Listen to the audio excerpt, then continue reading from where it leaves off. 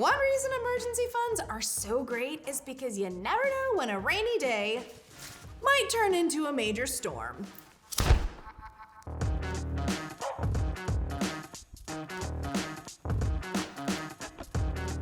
Welcome to the Red Desk, your go-to stop for all things finance. So here's the thing about emergency funds. I like to think of them as investing in your mental health. Because I don't know about you, but the anxiety that comes with what if questions like, what if I lost my job? Or what if I had a huge car repair bill just isn't worth it. A cure to that anxiety, an emergency fund. It gives you peace of mind if or when something does happen. You've got monetary padding to help you land safely. An emergency fund is just an easy-to-access bucket of money you've specifically saved for the unknowns. Once you get it, you don't touch it, unless you need to. Most experts recommend saving between 3 to 6 months of living expenses for a full emergency fund. That can take a while to get to, but it's a great goal to aim for. Let's run some sample numbers. The average monthly expenses in the US are $3,405 for an individual and $7,749 for a family of 4. While averages are a useful shortcut, the best move is to calculate your actual living expenses. Take a look at the last 6 months and get an average of your critical living expenses. Add up all the money you've spent on housing, food, insurance, utilities, transportation, debt, and any other personal expenses that are a necessity. Skip what you spend on entertainment, eating out, presents, and so on. We're thinking survival here. So, if you spend $3,000 for 3 months and then $2,000 the other 3 months, that means you spent $15,000 in 6 months.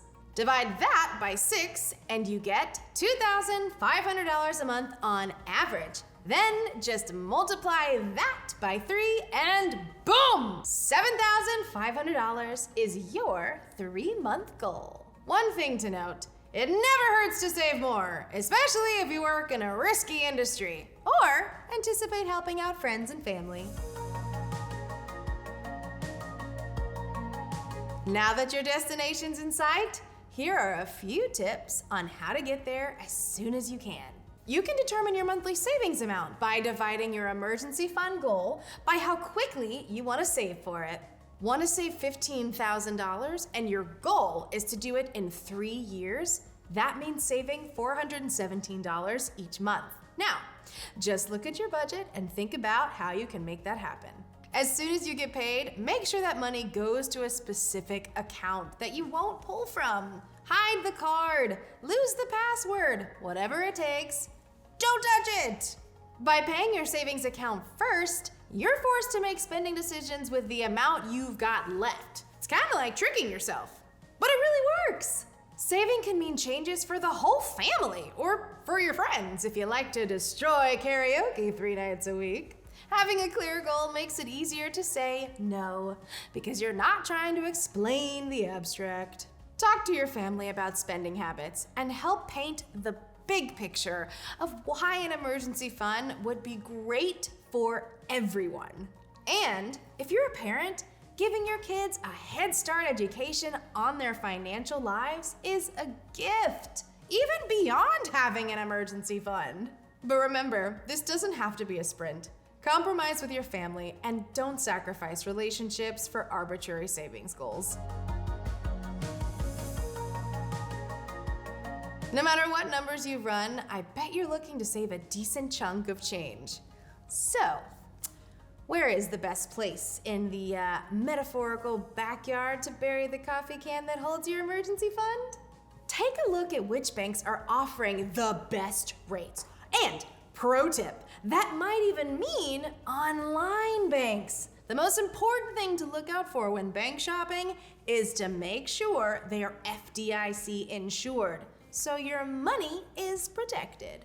Never forget, every little bit adds up over time, so you should always save something, because if an emergency happens, that something is a lot better than nothing. Trust me. Ready to start saving? Head to rocketmoney.com/learn for savings tips and tricks.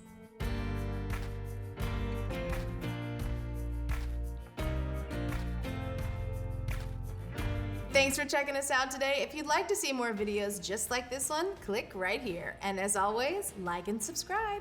We'll see you next time.